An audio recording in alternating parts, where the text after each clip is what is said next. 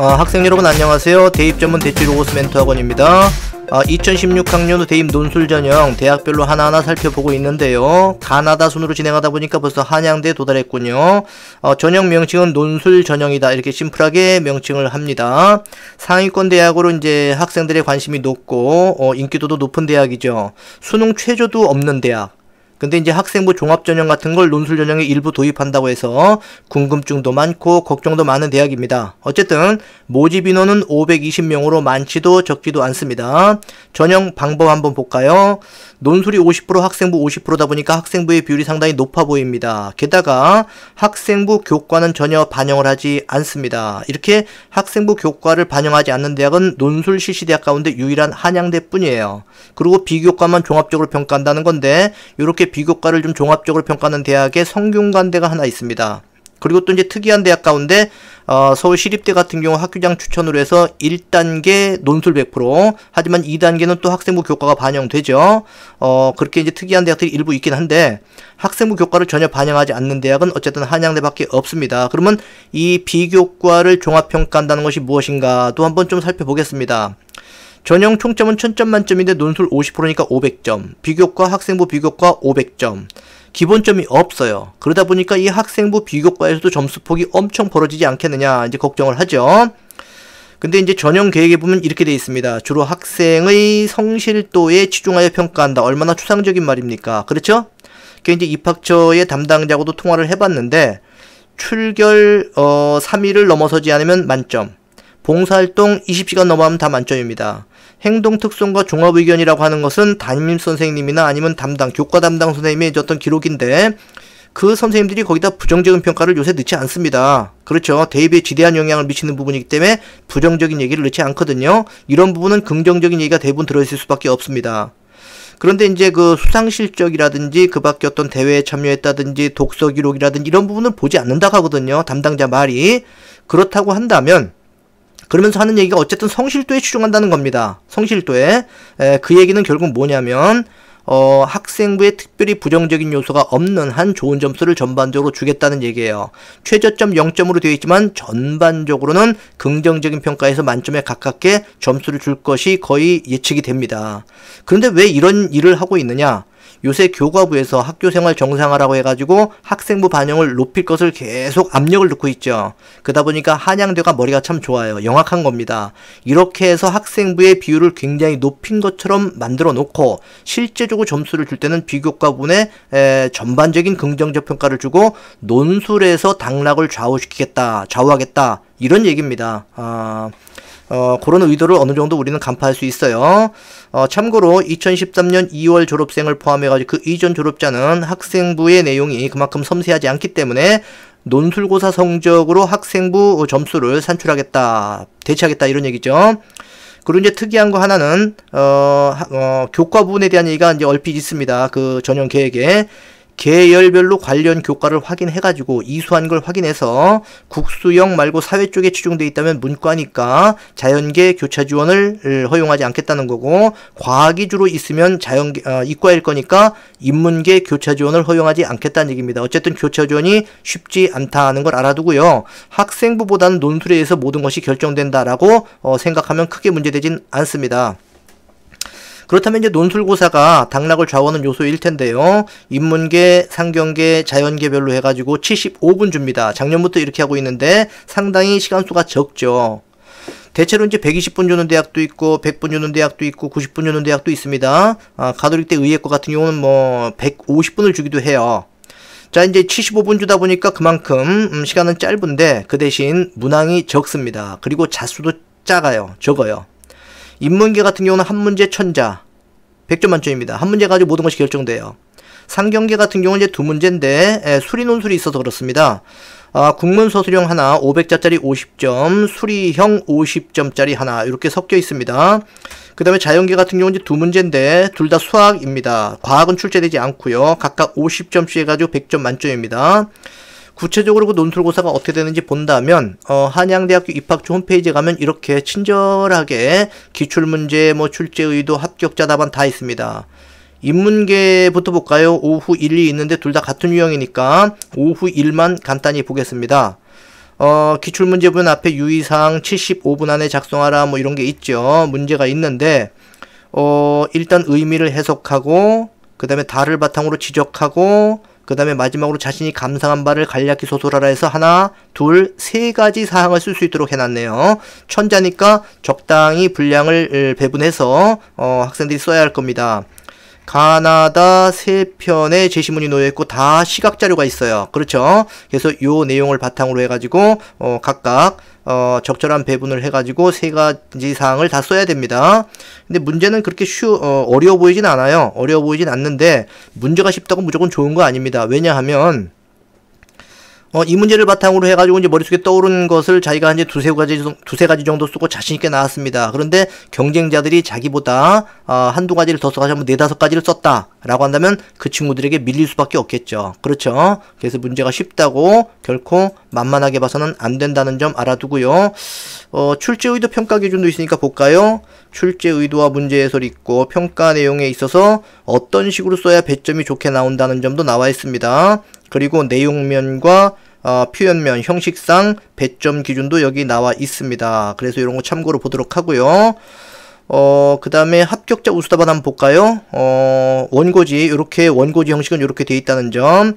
합격자 우수답안을 보면요. 이렇게 굉장히 잘 썼어요. 학생들이. 잘 썼는데 문제는 뭐냐면 합격자 우수답안 1이 있고 2가 있고 3이 있지 않습니까? 그런데 합격자 우수답안 2로 넘어갔을 때 1과는 스타일이 다릅니다. 그런데 이것도 잘 썼어요. 3으로 넘어가면은 이렇게 쓰면 그냥 정답이란 얘기구나 라고 생각하면 3을 넘어가보면 또 스타일이 다릅니다. 그런데 이것도 역시 잘 썼습니다. 결국 뭐냐면 하나의 형식이나 양식으로만 답이 갈 수 있는 게 아니고 요렇게 쓴 답안도 스타일은 다르지만 좋은 평가를 받을 수 있다는 것을 입학처에서 보여주고자 의도적으로 이렇게 한 3개 정도를 준 겁니다. 무슨 말인지 알겠죠? 하나하나 꼭 살펴보세요. 살펴보면은 확실히 제가 말한 거를 알 수 있을 겁니다. 상경계에 보면은 이제 뭐 국문서술형과 수리문제 같이 나온다고 했는데 일단 국문서술형 500자 50점짜리죠. 인간형을 설명하고 사례를 활용하여 논하시오. 2가지 사항을 쓰도록 되어 있습니다. 500자다 보니까 아까 인문계처럼 그렇게 3가지를 쓰도록 복잡하게 문제를 낼 수가 없죠. 제시문 가나다 주고 있습니다.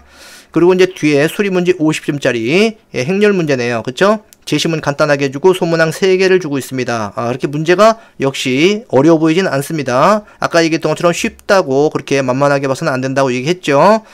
그리고 여기도 역시 출제 의도와 평가 기준 있을 것이고 예시답안이 있네요. 예시답안은 이제 학교에서 제시해 준 것이고 그거 말고 이제 합격자 우수답안 한번 볼까요? 답안을 1번은 이제 국문서술형이니까 원고지에 쓰는 겁니다.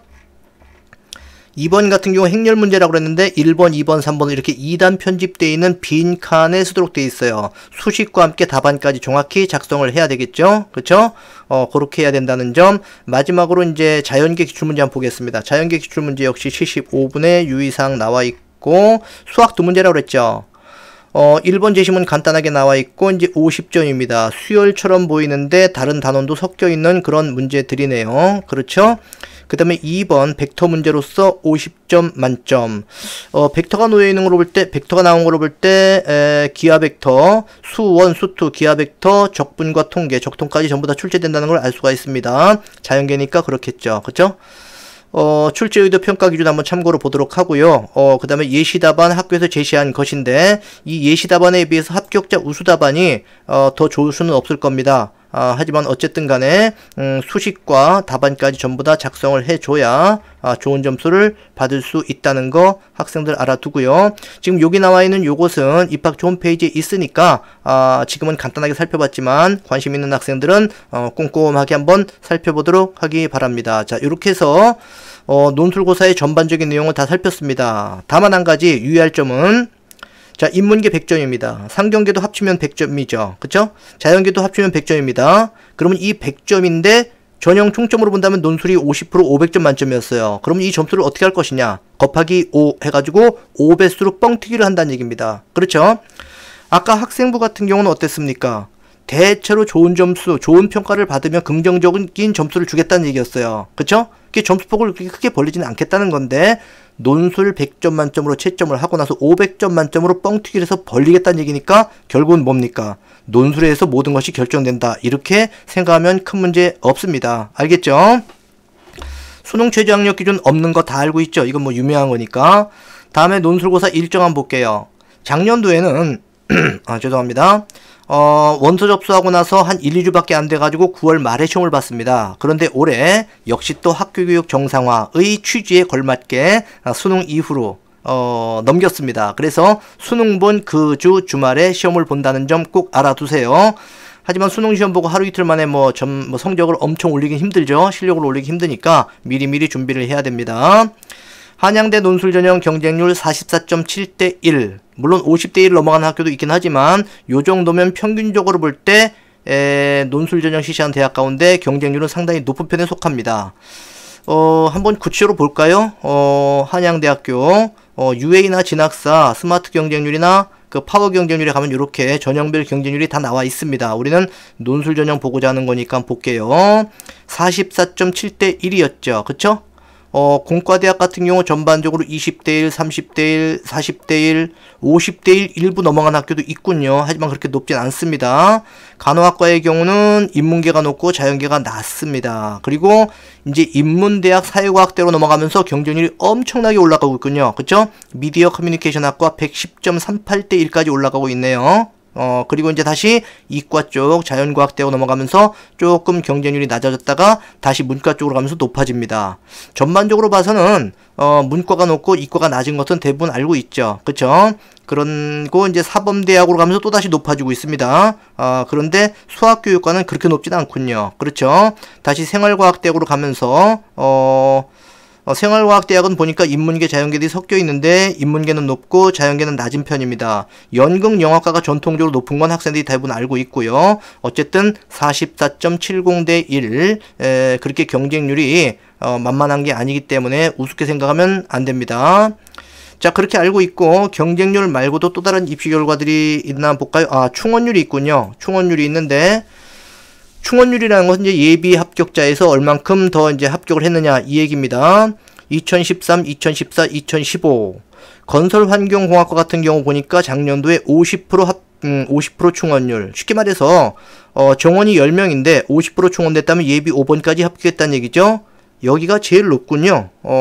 여기 미래자동차공학과 62.50 까지 62%까지도 이제 예비 충원, 그러니까 10명이라면은 한 6명 남짓 정도 합격했다는 얘기입니다. 그 외에는 전반적으로 20%, 10%대, 30%대 일부 있군요. 그렇죠? 여기 빈칸에 옆줄 그어져 있는 거 있죠? 요거는 충원율이 없거나 2014, 2013 학년도에는 이제 선발을 했는데 2015 학년도에는 선발하지 않은 학과들인 경우입니다. 요거는 이제 모집 요강을 통해서 하나하나 살펴봐야 돼요. 자, 그렇게 보는데 전체적으로 한번 보면은 이상한 게 있습니다. 2013 학년도에 비해서 2014 학년도, 2015 학년도로 넘어갈수록 충원율이 적어지고 있어요. 뭘 의미하는 걸까요? 어쨌든 대학에 가야 한다라는 거, 재수는 없다 이거죠. 그렇죠. 요새 사람들의 생각이 그런 것 같아요. 재수보다는 어쨌든 가는 방향으로. 그래서 이런 생각을 고려한다면 일단 최초 합격 쪽으로 매끈하게 가는 게 가장 좋다 알 수 있겠죠. 마지막으로 입학생 성적을 한번 간단히 보겠습니다. 보면은 자연계 쪽이 대체로 60점대, 70점대, 80점대도 일부 있긴 한데 밑으로 내려가니까 상경 인문계 쪽으로 가니까 엄청 높네요. 대체로 80점대 후반에서 90점대 초반까지 쭉쭉쭉 올라가고 있습니다. 그렇죠? 인문계 학생들이 그만큼 논술을 잘 보아서 그런 것도 있겠지만 인문계 학생들의 난이도가 조금 쉬워졌다는 것도 어느 정도 짐작할 수 있습니다. 옛날에 한양대학교 문제 이렇게 쉬운 편 아니었거든요. 근데 이번에 보니까 굉장히 쉬워졌어요. 그런 걸 봤을 때 문제의 난이도도 영향을 미쳤을 거라고 생각되고, 근데 이 이과 같은 경우는 전반적으로 점수들이 낮아요. 특히 신소재공학부 같은 경우는 59점, 여기 어딥니까? 유기나노공학과 48점대 뭐 이런 데도 있고요. 식품영양이나 실내건축 디자인학과 같은 경우는 역시 40점 후반대입니다. 이런 경우는 수능생의 실력이 좀 낮은 경우도 있긴 있겠지만 오전 오후 나뉘어지는 과정에서 특별히 조금 어려운 문제 유형이 걸렸다라고 생각할 수도 있는 겁니다. 이렇게 복합적인 요인들이 작용을 해가지고 성적이 나온 거니까 겉으로 보이는 것만 가지고 여기 성적 안 좋으니까 여기 넣으면 좋겠다 이렇게 단순하게 생각하면 절대 안 됩니다. 자, 요렇게 해서요 한양대 입학처 홈페이지 가면 이런 식으로 아주 정보들이 다양하게 다 있습니다. 참 착한 대학이죠. 예, 이런 거 생각해서 관심 있는 학생들은 하나하나 살펴보기 바랍니다. 경쟁률 44.7대1로 상당히 높은 편이라는 점 알아두면 되고요. 그 다음에 수능 이후로 획기적으로 논술고사 일정을 바꿨다는 점도 알아두시고요. 그 다음에 75분 다른 대학교 학생 전반적으로 다 다릅니다. 그렇죠? 하지만 어쨌든 학생부보다는 논술고사에 의해서 당락은 좌우될 것이다 라는 점 짐작하면 될 겁니다. 자, 여기까지 해가지고 2016학년도 한양대학교 논술 전형에 대한 전반적인 사항을 다 살폈습니다. 참고로 해서 올해 연말에 한양대 논술 전형에 꼭 성공하고 합격하는 수험생들이 되기를 바랍니다. 대입전문 로고스 멘토학원의 대입 논술 시리즈 이번에 한양대 편에 대해서 전반적으로 살폈습니다. 자, 마치겠습니다.